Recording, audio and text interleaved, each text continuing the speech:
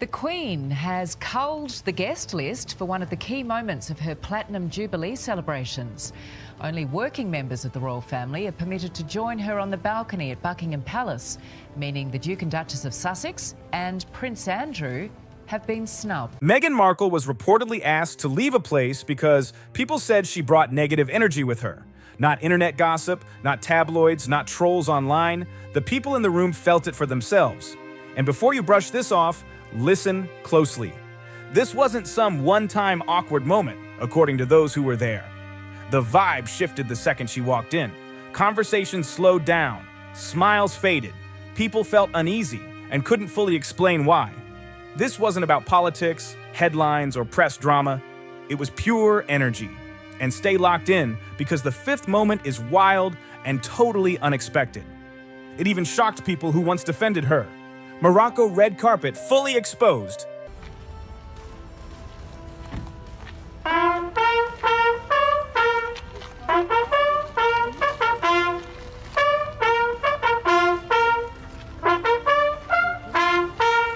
During one of the royal tours to Morocco, a red carpet was rolled out for Prince Harry to walk on and inspect the Guard of Honor. This was a formal, carefully planned moment meant for one person only.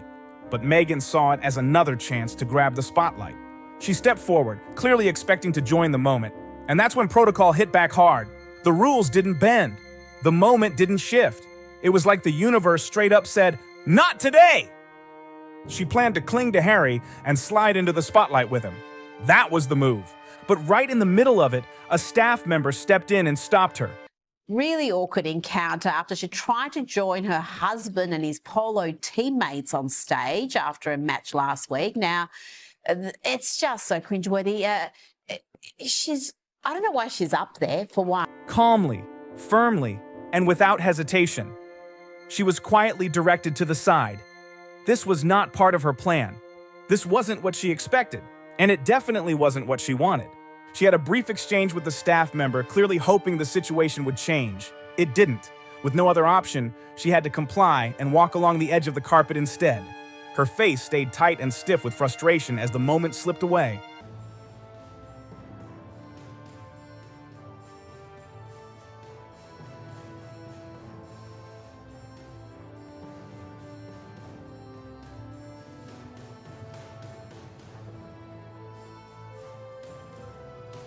Later, some people speculated she was told that red carpets are reserved for royals only, or that she couldn't step forward because she wasn't part of that specific protocol.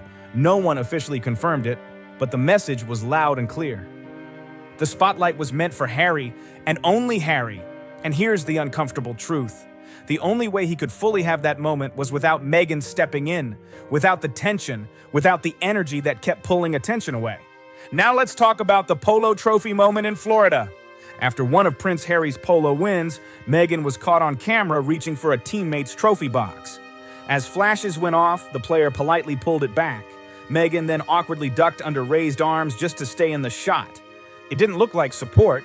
It looked forced, like she couldn't stand being on the sidelines even during someone else's win. And then came Prince Charles's 70th birthday garden party.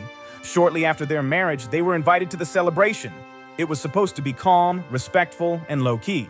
But it didn't last. After a short time, they were quietly escorted out.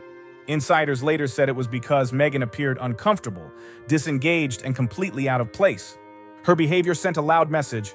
She didn't want to be there. And in a room built on tradition, discipline, and respect, that kind of attitude sticks out fast. People noticed immediately, and it wasn't subtle. Camilla reportedly overheard Meghan saying she just wanted to go back home. Not whispered, not said under her breath. It was obvious she had checked out mentally. That comment didn't stay private. Camilla passed it directly to Charles. And at that point, he made a call. Overnight, a spokesperson for Prince Harry and Meghan Markle saying the couple is being kicked out of their Windsor home. Telling NBC News, the Duke and Duchess of Sussex have been requested to vacate their residence at Frogmore Cottage. Why keep someone in the room who was draining the energy and dragging down the mood? Instead of letting the atmosphere sink even further, he chose duty over discomfort. No drama, just a decision.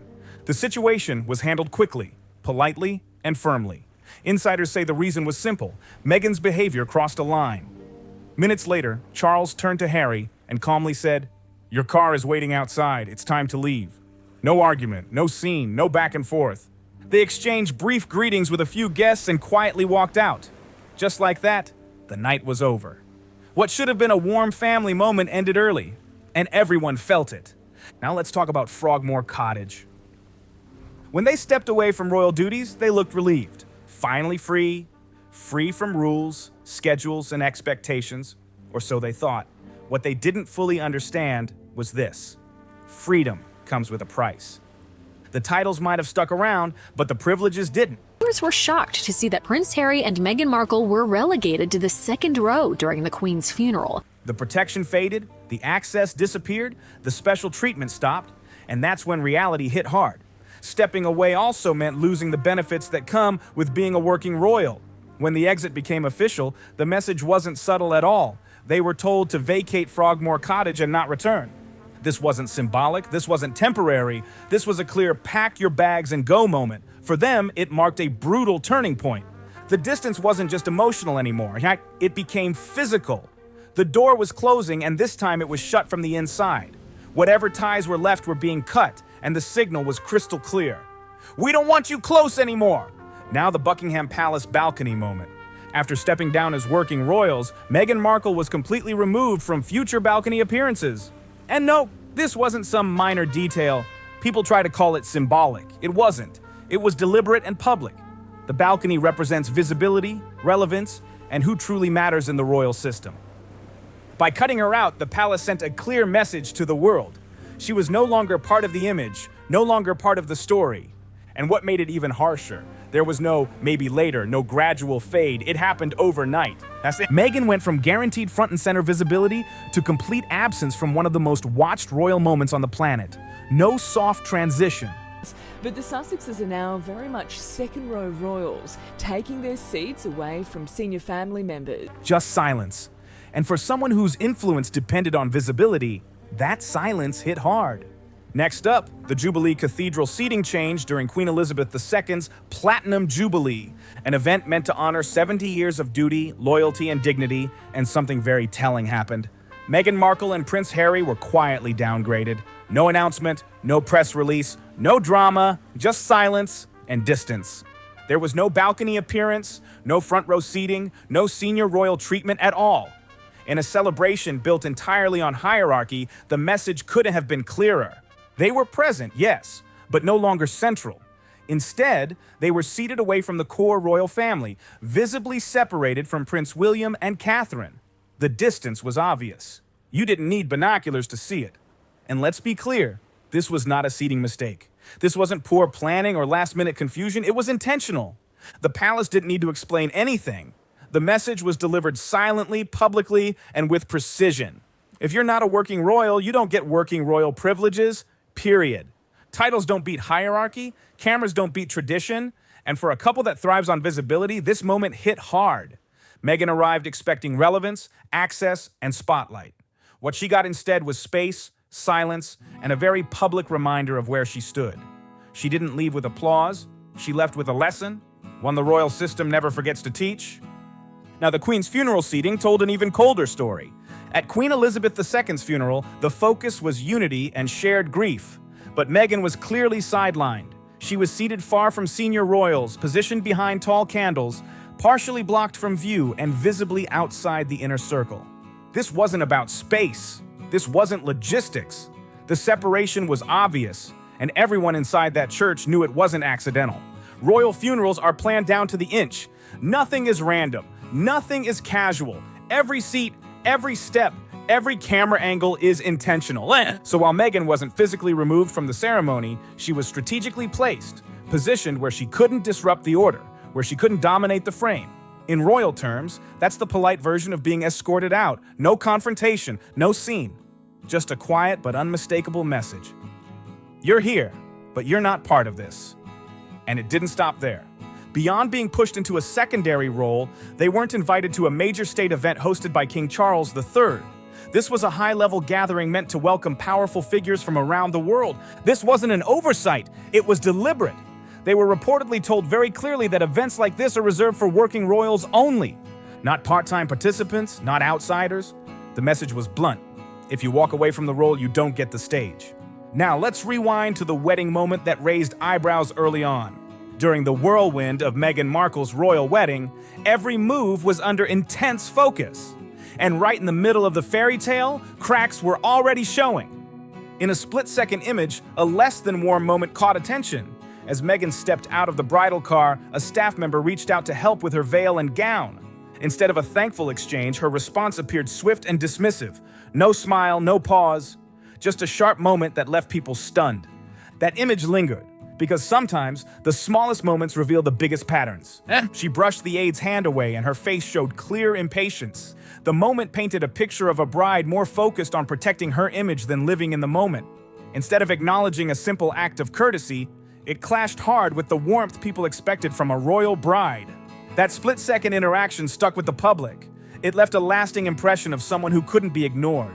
Someone who, even on her wedding day, seemed unable to step back and appreciate the people around her trying to help. The clip replayed again and again, becoming one of the first moments people pointed to. Many said Meghan's arrogance was caught on camera. It reinforced the idea of someone who, despite entering royal life, still carried the mindset of a Hollywood figure used to being catered to. That moment burned into public memory. It became a turning point in Meghan Markle's public image. From there, the narrative shifted fast, setting the stage for future clashes and cementing her as one of the most divisive figures connected to the royal family. Now, fast forward to March 2019. This took place during the 50th anniversary of Charles becoming Prince of Wales. This wasn't casual, it was historic. Buckingham Palace hosted a formal reception packed with senior royals, high-ranking officials, and carefully selected guests. Every move mattered, every detail was watched. Tradition ruled the room and behavior was everything. Anyone who didn't fit the moment stood out instantly. Before the main event, Queen Elizabeth II, Charles, and Prince William were scheduled to view the investiture items in a private room. This was a closed-door moment. Quiet, controlled, and strict. Only they and their spouses were allowed inside. No exceptions, no confusion. Everyone else, no matter their status, was clearly instructed to wait elsewhere. This was about hierarchy, about tradition, about knowing your place. But Prince Harry and Meghan didn't follow that instruction. They didn't wait. They didn't hang back. Video footage shows them standing near the entrance of the private room before the Queen even arrived. That detail matters. It meant they moved ahead of everyone else, ignoring clear direction. In a palace where order is everything, that kind of move doesn't slide. It doesn't go unnoticed. At one point, Charles had to step in himself and say plainly that only senior royals were permitted. It couldn't have been clearer. But even then, they lingered. They stayed where they weren't supposed to be. That's when palace aides stepped in, a security guard followed. The situation was handled quietly, but firmly. They were guided away from the Queen and escorted out of the room entirely. In a place where rules are absolute, it never should have reached that point. And next, rejected at a Michelin star restaurant. This incident comes from Michael Chesh, a well-known maitre d' who has worked in several Michelin star establishments. He's not a blogger. He's not a tabloid voice. He's someone who worked inside elite spaces for years. In his book, Your Table is Ready, Tales of a New York City Maitre d', Michael Cheche recalls exactly what happened at Luco in 2017. And according to him, this wasn't confusion or bad timing. It was a moment so clear and uncomfortable that he still talks about it years later. According to Cheche, Meghan Markle's handler immediately demanded a private table. Not asked, demanded. The reason given was that she was dating a prince. Cheche calmly explained there were no private tables available. The restaurant was full. End of story. But that answer wasn't accepted. The handler pushed back hard, reminding him again that the guest was dating Prince Harry and added that she would soon be a duchess. The message was loud. Status was expected to override reality. Cheche admitted his first instinct was to laugh, not because it was funny, but because the demand felt completely disconnected from how things worked there. He said no one in the restaurant cared. Not the staff, not the guests, not even the regulars at the bar. Powerful people walked through those doors every single day. Fame didn't matter there. Titles didn't matter there. Throughout the entire exchange, Meghan Markle reportedly stayed silent and distant. She didn't step in. She didn't smooth things over. She watched it unfold without saying a word. Cheche later described her as aloof and detached, completely uninterested in everyone around her. Her presence drew attention, but not admiration. People noticed the tension, the attitude, the awkward vibe. Meghan appeared to believe that mentioning royalty would open doors and bend rules. Instead, it did the opposite. No special treatment, no power move, just a quiet, unmistakable moment of embarrassment. Now let's talk about her reaction to the future queen. During Queen Elizabeth II's Platinum Jubilee, Meghan Markle's reaction to Kate Middleton caught the attention of both the public and the media. As the royal family gathered at St. Paul's Cathedral, all eyes locked onto the interaction, or lack of one, between Meghan Markle and Kate Middleton. The tension was obvious. Meghan Markle and Prince Harry were seated apart from Prince William and Kate Middleton. As Kate and William made their entrance, cameras focused on Meghan's reaction. Instead of a smile or nod toward Kate Middleton, Meghan appeared to look away. Her expression looked cold and closed off. The apparent snub didn't go unnoticed. Many viewers read it as deliberate. The strained relationship between Meghan Markle and Kate Middleton has been widely reported for years, with talk of tension dating back to before Meghan and Harry's wedding. This public moment offered a rare glimpse into that dynamic. While the rest of the royal family maintained a united front for the cameras, Meghan's body language suggested the tension was still very real. Critics were quick to react, accusing Meghan Markle of snubbing Kate Middleton and failing to set personal issues aside during a historic moment. The Jubilee was meant to honor Queen Elizabeth II's historic reign, decades of duty, consistency, and respect.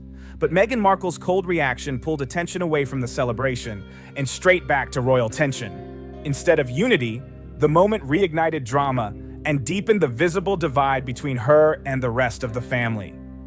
It reinforced the growing perception of someone unwilling to follow royal expectations, and with every public appearance, that gap only seemed to widen. Now let's talk about the polo match that still sparks debate. Meghan Markle's behavior at a charity polo match remains one of the most argued about moments. Many people called it rude and unnecessary. The incident unfolded just after Prince Harry's team won, when Meghan stepped forward to present the trophy. What should have been a clean moment celebrating the team and the charity quickly shifted, because the attention moved to her. As the players lined up for photos, a well-dressed woman later identified as Dr. Sophie Chandoka stood nearby. She was the charity chair and positioned next to Prince Harry, exactly where she belonged, but Meghan appeared unhappy. She was seen gesturing and speaking directly to Dr. Chandoka, prompting her to step away from Harry. The exchange was caught on camera, and people immediately noticed. That move painted a very clear picture. Critics saw it as a power play that ignored hierarchy and the purpose of the event. The focus shifted away from the charity and onto Meghan's positioning. By pushing Dr. Chandoka aside, she didn't just interrupt a photo. She undercut the spirit of the event itself. Some later tried to downplay it as a push for the perfect shot, but many weren't buying it. To them, it highlighted a gap between Meghan's public image and her actions, and it clashed with the grace and humility people expect in moments tied to charity and service. Small gestures matter, and in this one carried consequences. Public opinion shifted again, fueling the ongoing debate over whether she ever truly fit the royal role she once held. And then came the National Theatre situation. This wasn't casual behavior in a relaxed setting. Meghan was attending in her official role as an arts patron of the National Theatre, a position built on respect and responsibility. The event took place at the Dorfman Theatre, a serious cultural space with long-standing traditions. This wasn't Hollywood. This wasn't a red carpet moment. That's exactly why what happened next stood out so sharply. According to accounts shared publicly, Queen Elizabeth II had requested to speak with Meghan beforehand. It was a clear and important request. But Meghan allegedly went ahead with plans to attend the arts meeting anyway, and that's where things unraveled. The Queen had already canceled the meeting. So when Meghan arrived expecting a role, an appearance, and an audience, she was stopped and informed of the reality. There would be no meeting, no event, no role for her that day. In that moment, the message couldn't have been clearer. There was nothing for her to do and no place for her there. Security stepped in and Meghan was quietly escorted away. She was instructed to return to Buckingham Palace instead. The situation was already awkward for Tintas, but it didn't stop there. What made it even more uncomfortable was how aware Meghan appeared to be of the cameras. She knew they were watching, and people noticed something else immediately. She wasn't wearing her ring. That detail sparked instant speculation. Some viewers believed it was intentional, possibly meant as a message aimed directly at Harry. If that interpretation is accurate, then this wasn't just awkward. It felt calculated. Ignoring a direct request from Queen Elizabeth II is not a small mistake. This wasn't just anyone calling. This was the monarch and Harry's grandmother. In the royal world, when the Queen calls, you go. No detours, no excuses. And once again, Meghan reportedly learned the hard rule that never changes: you never outrank the Queen. Now let's talk about the Fiji market tour footage. In video from the Fiji market visit, Meghan Markle is seen moving through a busy crowd in a bright pink dress, smiling and waving with polished confidence. But in the middle of that moment, something shifts. She suddenly turns away from the crowd. Her expression changes fast. The smile drops, replaced by visible irritation. The clip lasts only seconds, but viewers caught it. A subtle facial movement, a quick reaction that broke the polished image. Critics later claimed the moment revealed frustration slipping through. Others said it showed pressure getting the better of her in a crowded setting. Reports surfaced afterward claiming a man involved was emotionally affected by the interaction. These claims intensified criticism, with some viewers calling her behavior unnecessary and uncomfortable to watch. Then came the Nigeria visit, and another viral clip. During Meghan Markle and Prince Harry's visit to Nigeria, a short video sparked backlash across social media. The moment occurred during a school visit involving students and teachers. In the clip, a teacher appears to be speaking while Meghan turns away. Some viewers interpreted her body language as dismissive. Others argued the moment was taken out of context. At the center of the controversy was a brief clip where Meghan appears to say, "Don't talk to me." That phrase, whether accurately heard or misinterpreted, spread fast online. Critics viewed it as proof of arrogance. Supporters argued the clip lacked context and clarity. But once again, the footage reignited debate about her public behavior. Many viewers said her body language appeared cold and disengaged. Others urged caution, noting that short clips don't tell full stories, especially during structured public visits involving schools and formal schedules. Still, the moment went viral. Commentators and critics accused Meghan of appearing uninterested and disconnected. Royal biographers and online analysts weighed in, fueling another wave of controversy. Once again, a single moment became a lightning rod, proving how closely watched and heavily scrutinized every public appearance had become. Angela Levin also weighed in, calling Meghan's behavior phony and awful. She said Meghan's interaction with the teacher and two girls came across as cold and rude, only reinforcing the negative opinion many people already hold.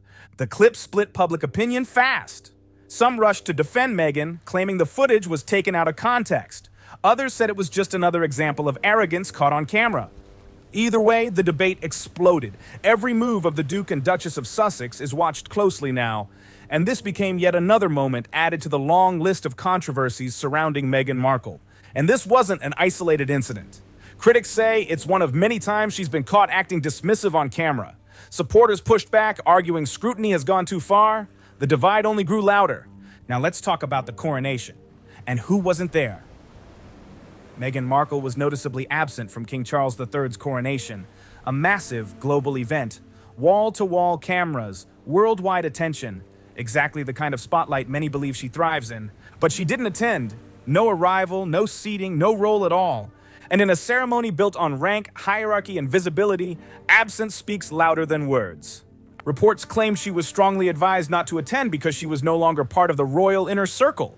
In simple terms, her presence wasn't needed, even though she was technically family by marriage. Let that sink in. This was the coronation of her father-in-law. By tradition, optics, and basic family expectations, attending would have made sense. But she didn't go. And in royal terms, that silence was loud. It quietly confirmed what many already suspected. Marriage alone doesn't guarantee access when you're no longer inside the circle. There it is, moment after moment where Meghan Markle was asked to step back, move aside, or quietly exit. Not rumors, not accidents, clear signals. Each moment tells the same story from a different angle. Now it's your turn. Which of these moments stood out to you the most, and why? If you watch this and have thoughts, drop them in the comments below. If this breakdown made you see things differently, hit subscribe and stay locked in for more deep dives like this. Don't forget to like the video and share it with someone who needs to see it.